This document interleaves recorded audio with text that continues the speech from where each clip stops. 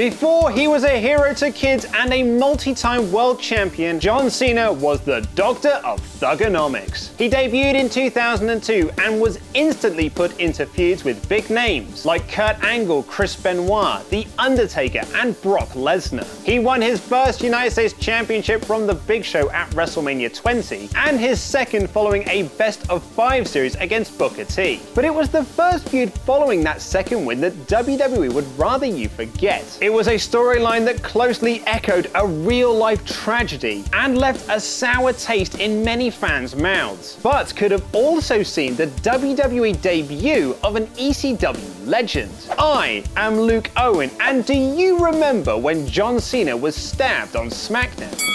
The year is 2004 and John Cena had just won his second US Championship from Booker T at No Mercy. Just 5 days later, Cena was interrupted by a debuting Carlito Carribean Cool. Carlito decided that Cena taking 5 matches to win the championship was not cool, and he could do it in just 1, which he proved later that night when he defeated Cena to win the United States Championship following the chain shots. On the following Monday Night Raw, commentator Jim Ross announced that John Cena had been attacked at a nightclub in Boston and was now in hospital. On SmackDown, general manager Teddy Long told his roster that Cena wasn't just attacked, he was stabbed in the kidney and was fighting for his life. Well, what he actually said was that during the melee, he received several puncture wounds, and a tremendous amount of damage was done to his kidneys. While everyone seemed shocked and upset by the news, Carlito told Teddy after the announcement that hip-hop guys like Cena had situations like this coming. It was later revealed that eyewitnesses put Carlito at the scene of the crime. Obviously, this news was terrible for all involved, but it did allow John Cena to go to Australia to film The Marine. That's right, Cena's stabbing was just a storyline. 2 weeks later, when Josh Matthews was interviewing the Cool One about whether he stabbed Cena, Carlito's new bodyguard Jesus, who was also reportedly at the scene of the crime, debuted and threatened Josh. Jesus was portrayed by Aaron Aguilera, who had previously been in WWE in 2000 as part of Los Conquistadors. Now, it's likely I'll never get to do an episode of Remember When about the angle between Edge, Christian, the Hardy Boys, and Los Conquistadors. So, in short, he was Conquistador Uno, the stand-in for Edge, while Conquistador Dos was actually the fallen angel Christopher Daniels. Carlito and Jesus had a few weeks together on SmackDown, but sadly Carlito suffered a serious shoulder separation, which was set to put him on the shelf for several months. John Cena returned just 1 month after being stabbed in the kidneys and won the United States Championship for a 3rd time from the injured Carlito. It was announced that Cena would defend his championship against Jesus at Armageddon in December, which Brian Alvarez noted, between that and Jeff Jarrett, Kevin Nash, and Scott Hall versus AJ Styles, Jeff Hardy, and Randy Savage in TNA, this is gonna be a hell of a month for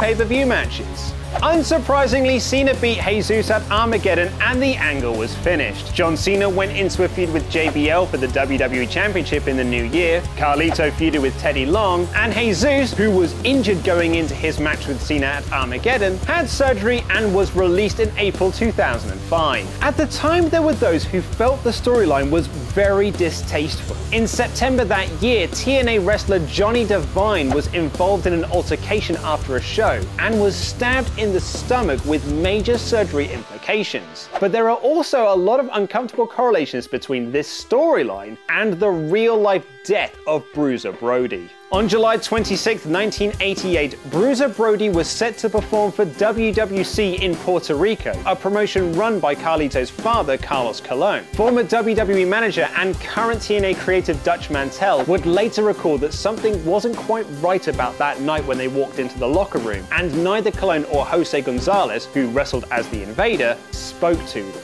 I've always been able to feel tension in a locker room, and boy, I felt it heavy that night, but I couldn't place it.